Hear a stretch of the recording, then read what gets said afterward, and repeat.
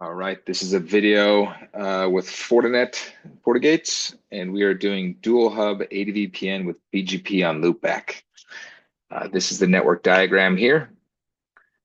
We've got two hubs up here on the left and right, excuse me, hub 1 and hub 2, and we have two spokes, branch A and branch B. Each site has two ISPs. Thus, we have a total of 8 overlays. We can count them here. From branch A with 2 ISPs, we've got overlay from port 1 to hub port 1 to hub port 2, and then port 2 to 1, port 2 to 2, so that's 4. And then going over to the secondary hub, we've got 1 to 1, 1 to 2, 2 to 1, 2 to 2. So each site has 8 total overlays.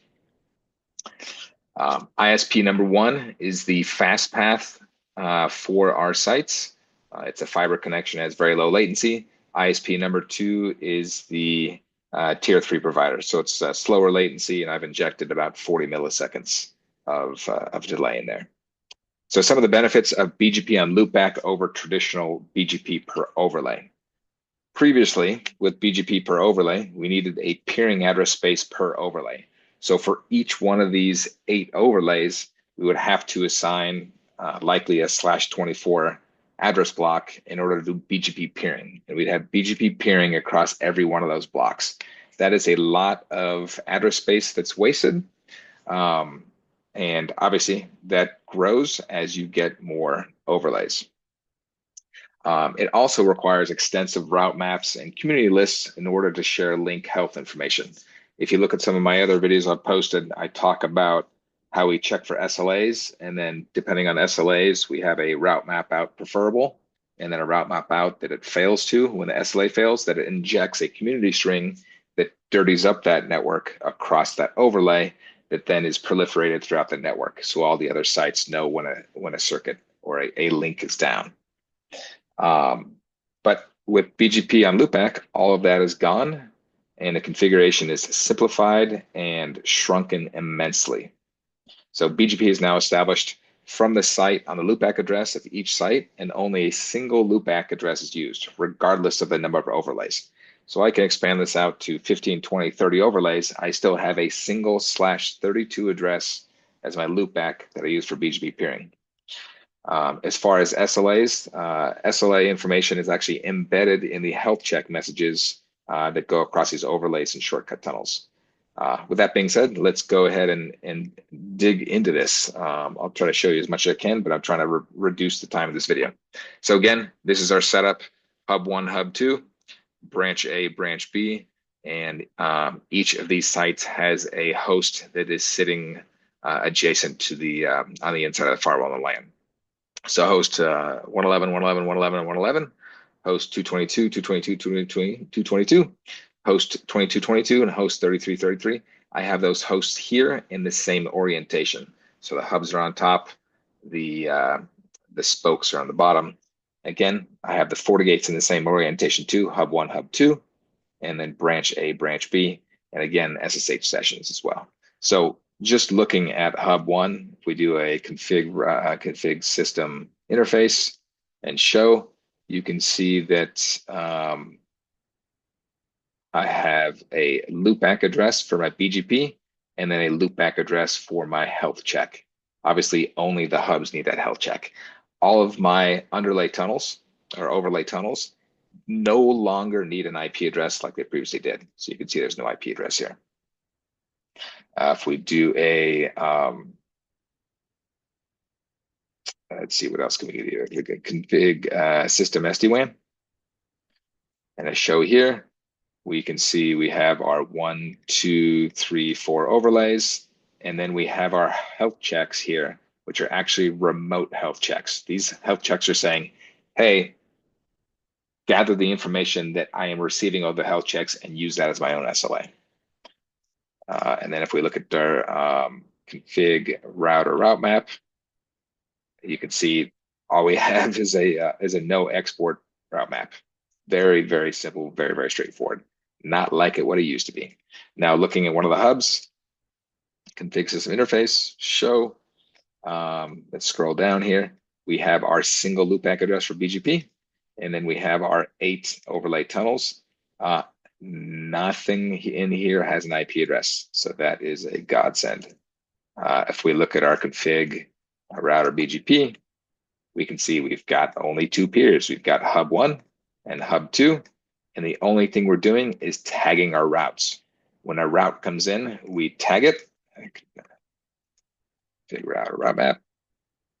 We have tag 1. So if a route comes in on hub 1, we say, hey, that's tag 1. If a route comes in on tag 2, we say that's tag 2. And then in our routing config, or BGP, we are actually doing a tag resolve mode of merge. So with that being said, let's do some testing. So what we're going to do is from hub 1, we're going to ping branch A. So ping 22, 22, 22, 22. And the same from this side, ping 22, 22, 22, 22. So again, we're pinging from hub 1 to A and from hub 2 to A. And then we're going to ping, let's do ping 111, 111, 111, 111. So we're pinging from A to the hub, and then let's go from branch to branch.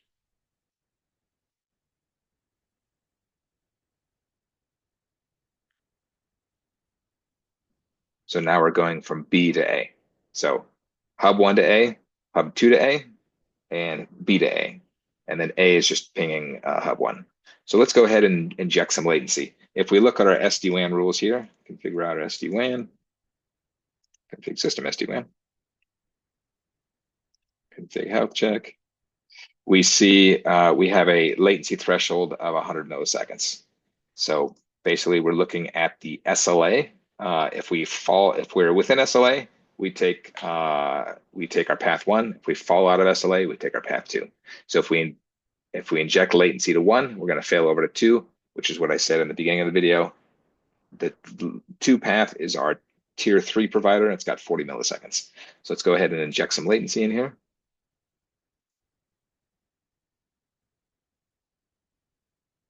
So we're going to inject, let's do 60 milliseconds, or 62.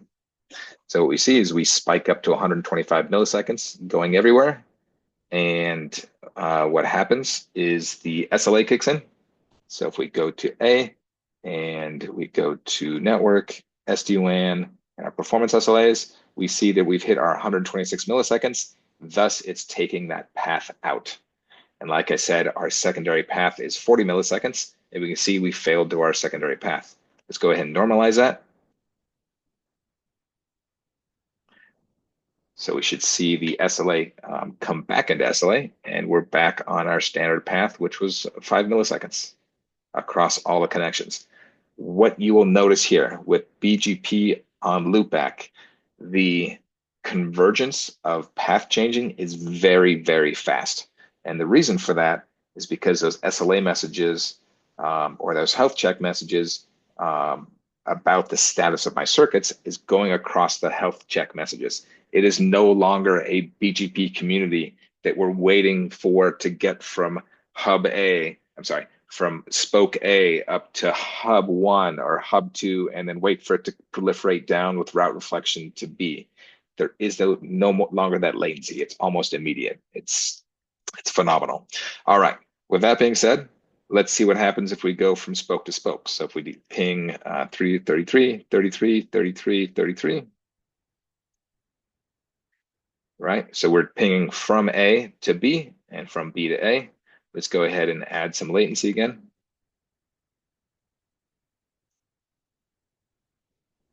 We see we spiked up here going from east to west. And again, right, we realized that, hey, that's a bad path. We should have gone out of SLA. If we look at our B side, let's see what it looks here and like on our B side. We see that our _0, which is our shortcut path, is bad. It's above 126 milliseconds.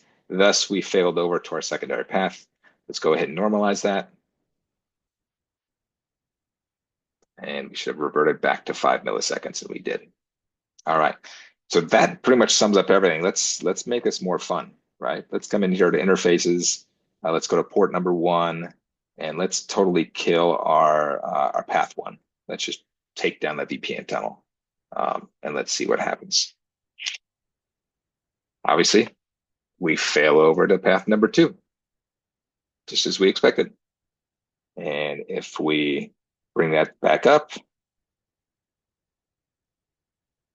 right, we need to wait for the VPN tunnel to come up. We need to wait for the BGP that is already established, right? We never lose BGP because the BGP relationship is peered to that loopback graph. We actually never lose that BGP relationship. We just shift it over to a new overlay. So there you go. That should sum up BGP on loopback. It is the future. It is simplified configuration and a lot less overhead than what BGP per overlay used to be.